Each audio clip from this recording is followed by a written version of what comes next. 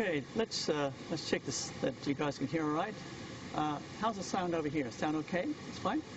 And you guys at the back, you okay for sound? You want a little bit more? A little bit more. Okay, how's that? Is that better? Still a bit more?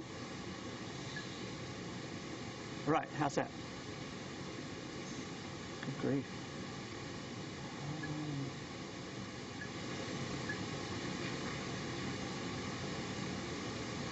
Okay, how's that? Is that all right? Okay, right. Okay, and you guys okay for sound in here? Right. Okay, so make a start, I think. Yeah, it's about time.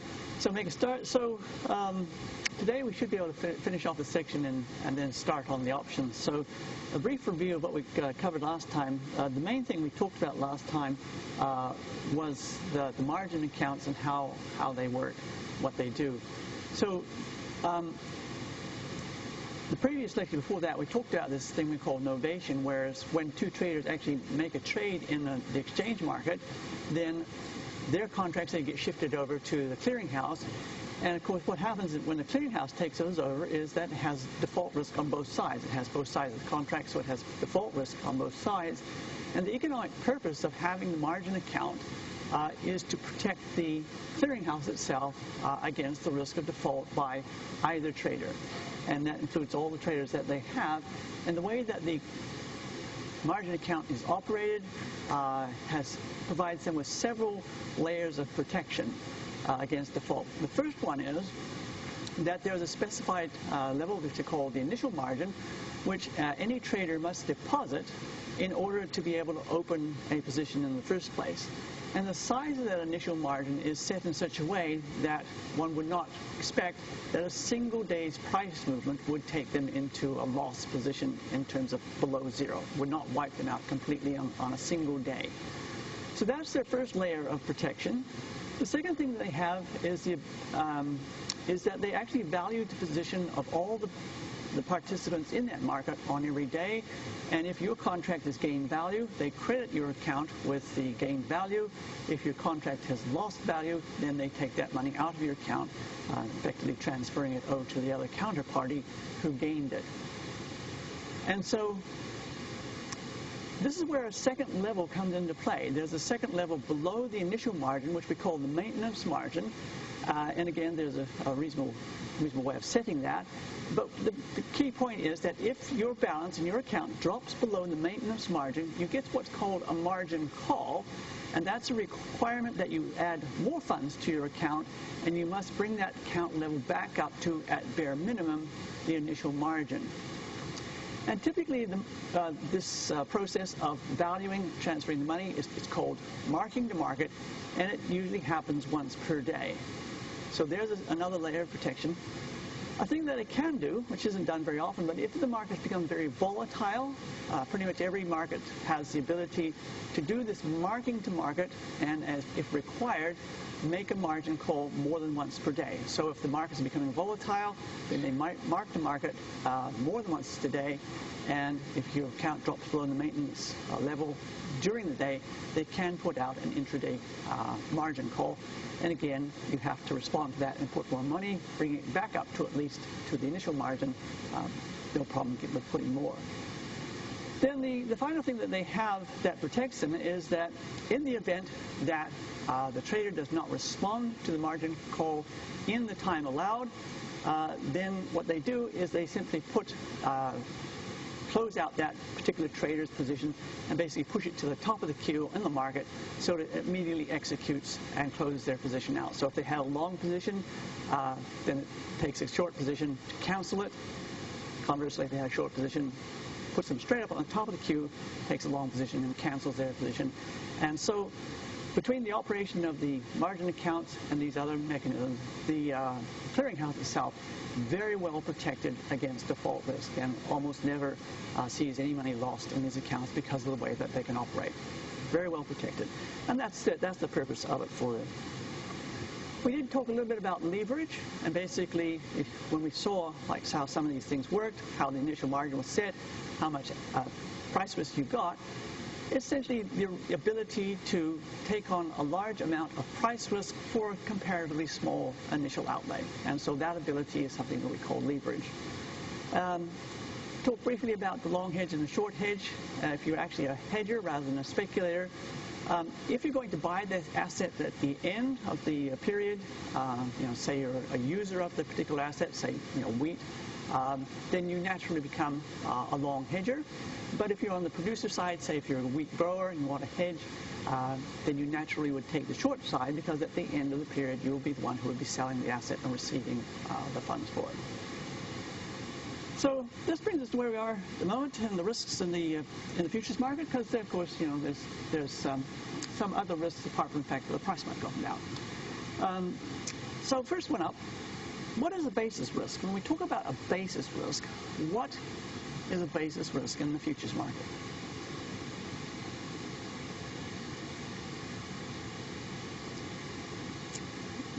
Very quiet. Right. Well, let's think about this. Let's draw a picture of one particular type of basis risk. Now, this is a relatively common one. So let's start out with our basic, up here is value in terms of dollars, and along there is your price of the asset, whatever the asset is, and we'll just consider the long hedge. So someone's taken out a long position, and down a bit. So it starts off day zero with no value, and then of course, as the price of the asset moves away from that, then the particular contract will either acquire value if the price moves up, contract will lose value if the price moves down. Now, we don't, in this course, do any of the details in terms of details of how to calculate the value of the point here. So we don't actually work out how to calculate what the fair futures price is. But it does depend on several things. One, there's two quite clear ones that you probably understand. One is the risk-free interest rate will influence it. The other thing that can influence a lot of these physical things is the storage costs. So for example, if you're thinking about the futures on, say, something like corn, and you think how big that contract is, 127 metric tons, it's got to be stored somewhere in some silo. The silo owner is going to charge you for the storage. And of course, if you take out a contract and they change the actual price of the storage, then that's going to affect how you calculate this fair value. Similarly, interest rate, if you change the risk-free interest rate, that will actually change the fair value of these contracts. So let's say you were a hedger and you looked at your contracts that are available, and there's one for 3 months and 6 months, and you knew that about at 4.5 months, you're actually going to need your hedge. So that's fine. In the futures market, you simply open your position now. You have to take a 6-month contract, but you're going to close out at 4.5 because that's when you're actually going to do the transaction. So you set it up with this hedge like this, and you think you're fine, and then some crazy central banker goes and he moves interest rates. Darn. And so what can happen is, because it influences the price, let's say it went over here, and the thing had gone up here, and they changed the interest rate. What you might find is that the price now looks like that. Okay, so this is the. Oh, okay. Everybody out.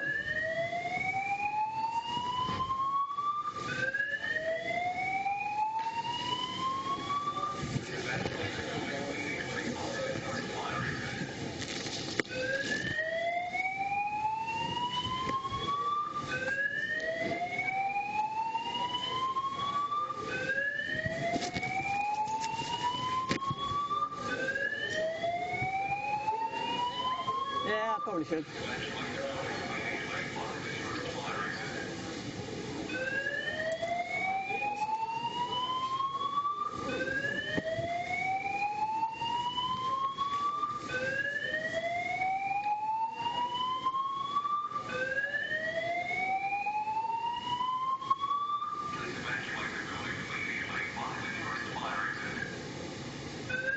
Yeah, it's that one.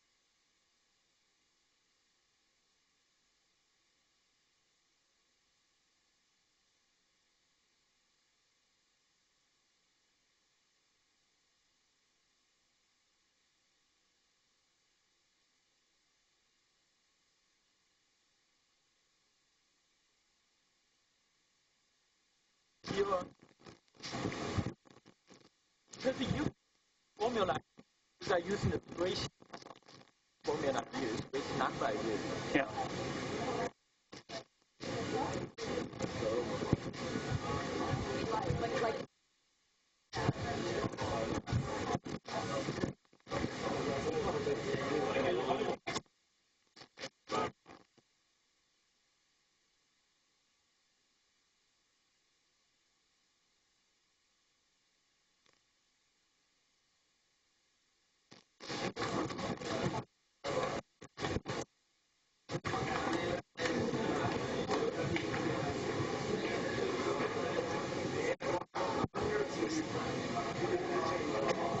If this whole maturity, there will be a movie ticket.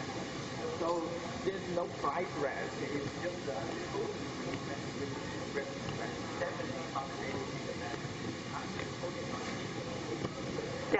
Yeah, I get it.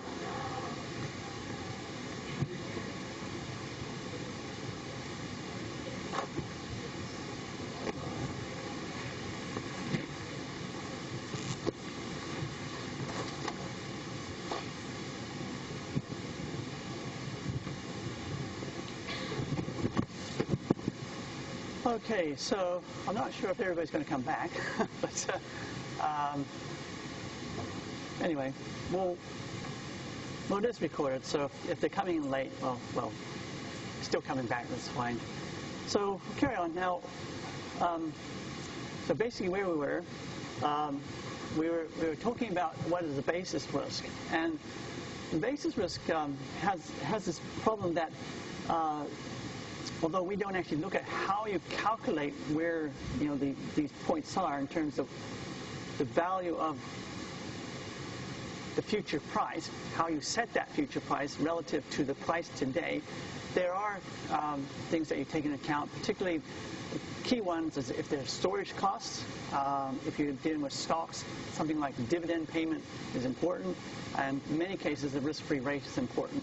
And so if those things change during the life of your contract, then that can actually change the actual way that the contract behaves. And the example we were starting to look at before we got interrupted by the fire drill is that, say you started your contract like this one here, and then let's say you took a 6-month contract and you were hedging, but you knew that in about 4.5 months, that's when you're actually going to need your hedge.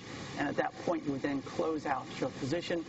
And so as you went along that period of time, the interest rate changed, and that may well change the way that that contract behaves. And so because the interest rate changed, what is the fair value for that contract relative to the price today, spot versus the future, changes. And of course, that can upset the value of your hedge. So that's the basis risk. Any question on that? We go to cross-hedging. Okay, everybody's happy with the basis risk? Okay, so what about the next one? What's cross-hedging? What's cross-hedging?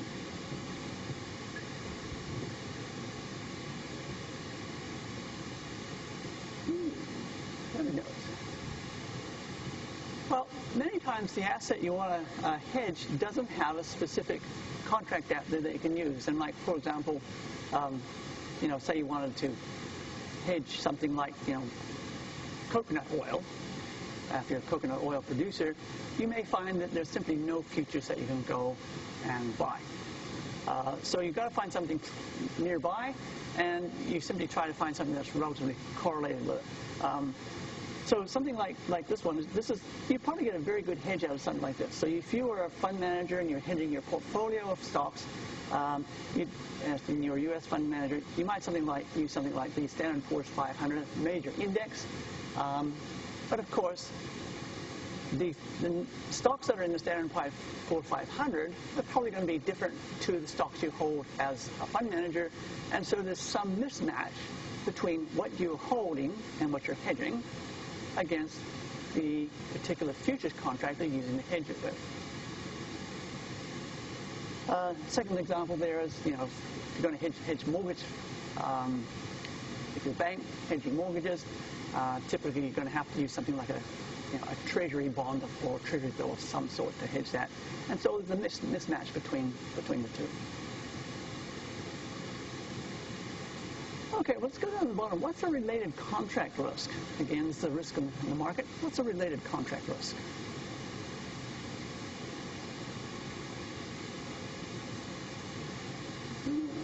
No. Oh, very quiet again. Okay, so related contract risk is that sometimes things can actually change. A good example is, say you're a bank or some other company with mortgages and you want to hedge those mortgages, so you go out and you set up some sort of futures on something, particularly maybe a treasury bond, something like that you set up to hedge. And something like a mortgage, typically the mortgage holder, the person who's paying you the interest and principal, they have the right to repay you early if they wish to. And so what you can get is that they'll repay early, and that's going to change the value of the thing that you're trying to hedge.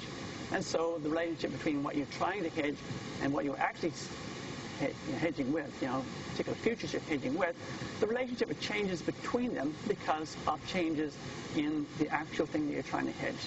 So, a loan, a default, the bad one, but that changes the value of the asset you're trying to hedge. Early payments, like in mortgages, again, that changes the value of the asset you're trying to hedge. And so the relationship between what you're using to hedge it and what you are hedging changes over time. Okay. Any question on that before we go to find out? Yeah, go ahead. You mean sound? Oh. There's not much power left in this thing. Let's go. Oh gosh, that is not.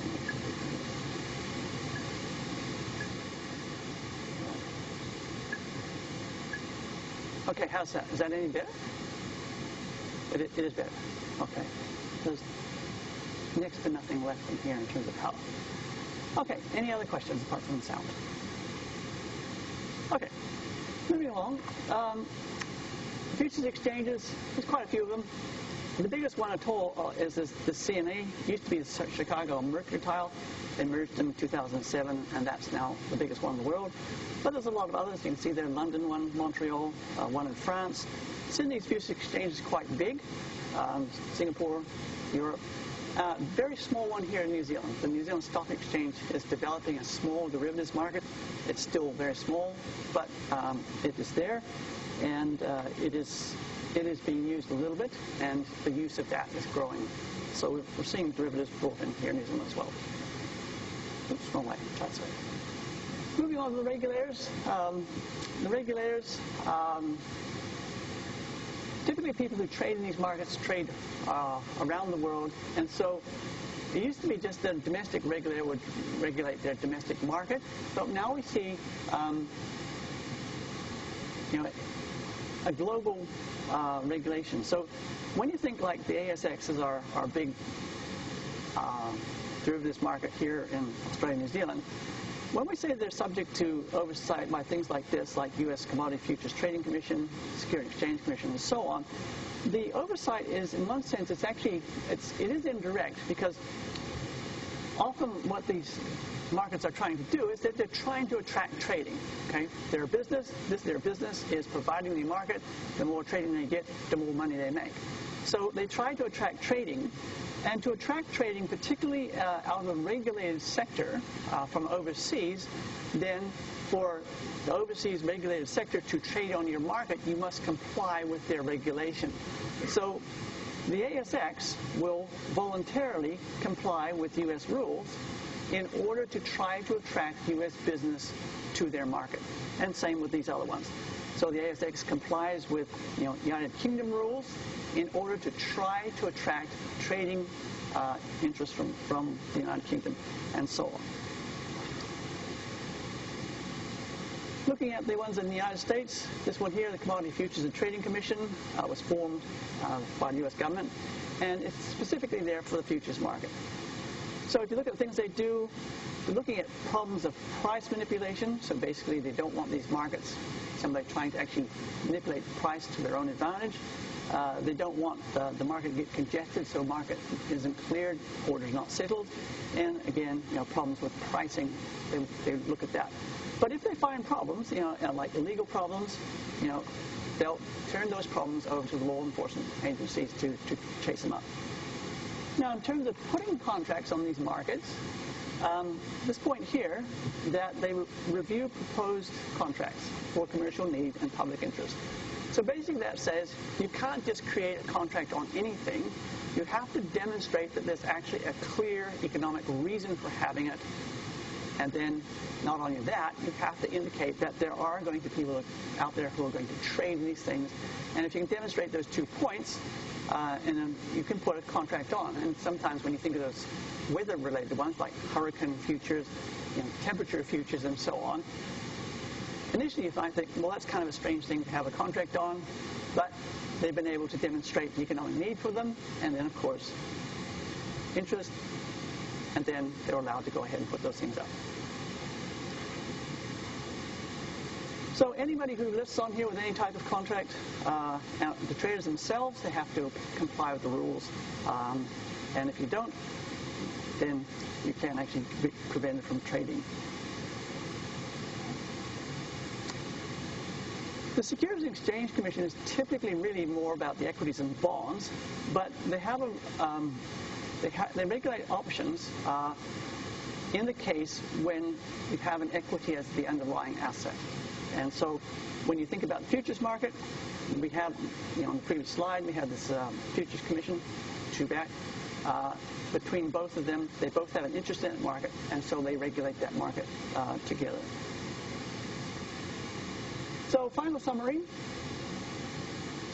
Differences and similarities between the forward and futures. Forward contracts, these are dealer markets. You talk to the dealer, and out of that, you can pretty much customize a forward to do anything you need it to do. Because futures are traded on exchanges, everything is standardized to promote liquidity, and of course, you can open and close positions very easily there, which is not the case in the dealer markets. You set your specific date in your forward. You actually negotiate that date in the forward. But in the futures, there's typically 4 to 6 dates per year where these contracts expired, and that each of those dates is set by the exchange. Forward a contract, typically you open it, and there's no cash flow until maturity, and then the thing is settled. In the futures, we just talked about that margin account, the daily marking to market, and if necessary, you'll get a margin call. And the real difference, in one sense, is this one. Typically, 90% or more of the forward contracts end in delivery, typically well above 90%, because people are genuinely hedging in this market. The vast majority of the futures are closed out prior to maturity, and that tends to tell you that the people who are trading here typically are speculators trying to make money off price movements. So any last questions on that before we move to options? Okay. So we'll go to the second half of the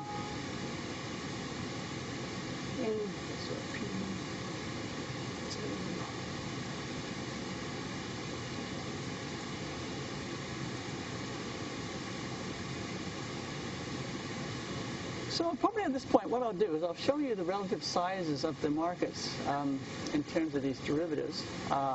This is purely for the U.S. banking sector. So this isn't actually everything. This is just the banking sector. So what we have along here is this is the years. This is 2003, and that's 2016, and these are fourth quarters. 16 is divided into 2 quarters. So the ones we've just been talking about, the futures and the forwards, are the blues. So if you think of that scale there, 0 up to $250 trillion. Currently, there's around about, last time this thing came out, the data came out, about $190 trillion in derivatives in total, of which this blue patch is the futures and forwards we've just been talking about. And this is only banks. Okay? It's only U.S. banks. Now we're about to talk about options. So options is that green patch in there, and you can see the size has changed. The really big one is the swaps, which we'll come to. Now, the other thing we find in this market is that it's a very, very concentrated market, and this one here breaks down the most recent data. And so there's your futures and forwards, there's your swaps, there's your options, and then there's your credit derivatives there. Now the orange in this is the 4 largest banks, and the blue is all other banks combined. So the vast majority of derivatives of all types are, if you're looking at who's the counterparty for in excess of 90% of these types of derivatives in the banking system is held by the biggest 4. And the huge, this up here, we're about $190 trillion notional value of the derivatives. Compare that to the fact that global economic output in 2014 was about 78 trillion. So if we went back to the 2014 to give a direct comparison, it's about here. That's about $220 trillion in derivatives in the banking sector alone, versus about 78 trillion in economic activity throughout the entire world. So the derivatives are enormous business, and when we talk about them as for managing risk, really what people are doing with most of these things is that they're creating risk, and then so that they can actually trade it. So that's an interesting sort of aside about how big they are. I might show one of these again when we actually switch over to swaps. But swaps is the real big one as far as the banks is concerned. So here's an outline of what we're going to do. We're going to talk about options first, what they are, how they differ from the futures, some basic terminology, and a little bit, again, very qualitative around how on earth they're valued, hedging and speculating with them, and then go on to the swaps. So options. So what's an option? What's an option?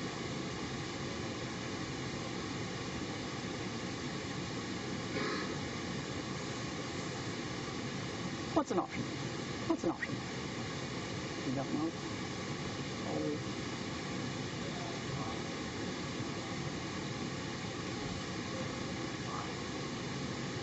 Okay, the buyer of the option gets the right to do what?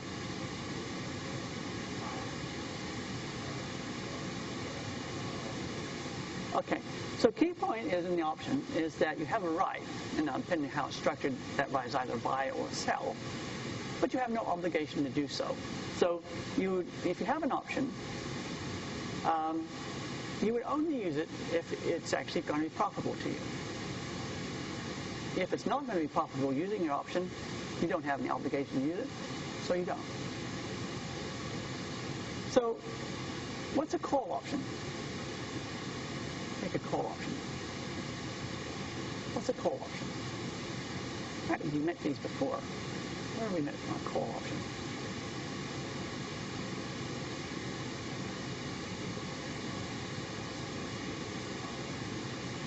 No, it's actually not a long position because you can be on the long position of a call option or a short position of a call option. So we met the call option in the section on level of interest rates, and sometimes you see we talked about them being embedded in bonds. So a call option grants you the right to buy the asset, whatever the asset is. You fix the price today. It gives you the right to buy it, but there's no requirement for you to buy it. Completely over to you whether you buy it or not. And so the basic deal is if you can get it cheaper by using your option, you would.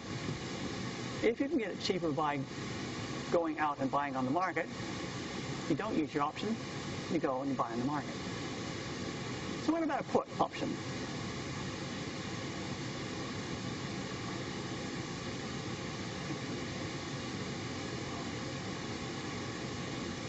Yeah. So this is one where, if you think about hedging, this is where you're going to sell your asset, and sometime in the future you can fix the price today. And of course, when you think about when we use it, if you can get a better price using your option, you would use it. If you can get a better price in the market, you bet your option lapsed without any value, you wouldn't use it, and you go and sell it in the market. So the put option is the right to sell. What's a European option? not to sell Europe anyway.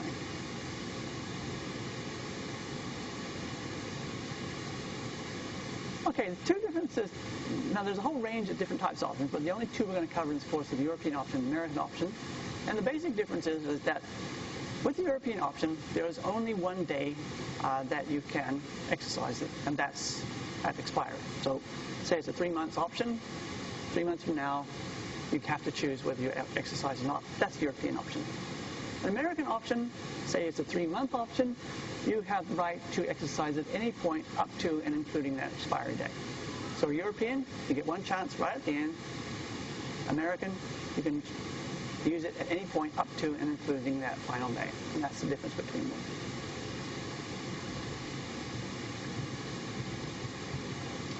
So what do we miss? Anything there? Again, just like with the futures, the price that you're going to trade at, oops, hang on, better turn this thing on. Okay. Price that you're going to actually make the trade at, if you use your option, is called the strike price. There's a whole range of other ones. We won't go deal with them in this course. We call them exotic options, so that's everything else. Here's some terminology. If you sell the option, you're known as an option writer. If you buy it, you're known as option holder. And when you think about this, if you have the right to buy, and you only buy in the case that you can get it cheaper using the option than going out to the market, but you don't have to. So if the market is actually cheaper, you simply let it lapse without any value. It's like buying insurance. Remember this point you made on Monday about insurance. This is like buying insurance against the price moving in the wrong way. So just like insurance, you have to pay for this. This doesn't come free, which is different to the futures. Remember the futures, they start with no value. These ones, you have to pay money at the start to buy the option, and that goes over to the option writer. And so the buyer pays a premium. The exact details of how you calculate what that is, you probably do that in 312, but we're going to do some sort of qualitative hand-waving stuff about how you figure out where that is. And so if you buy the option, the maximum loss is the premium that you paid. That's your maximum loss if you buy it. And, of course, on top of that, you get some transaction costs. Because it's a contract, if the holder exercises that option, then the writer of the option has to provide the asset because it's a contract. So if you're going to try to think about, if you're, say, a hedger rather than a speculator, and you can hedge using a futures, and we've talked about how futures work. You can hedge using an option. Why would you choose one over the other? What's the advantage of, say, an option versus a futures? What sort of disadvantage might they have?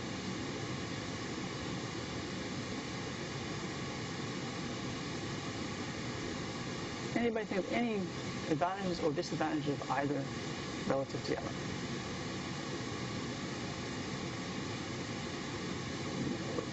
Well, first one up, if you think about the futures,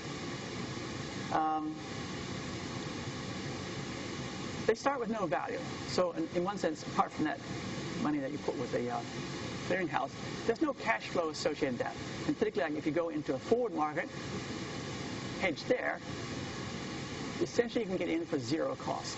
And if you compare that to an option, whether you take a call option or a put option, there is a price that you have to pay. There's a cash flow out, and that money's gone even if you never use your option. So one thing you have to consider is, do I want to pay this money to buy this protection, or do I just want to go with the cheaper option? Cheaper choice of a forward or a future. So you've got to make that choice. Are you going to spend that money or not? And that would guide your decision.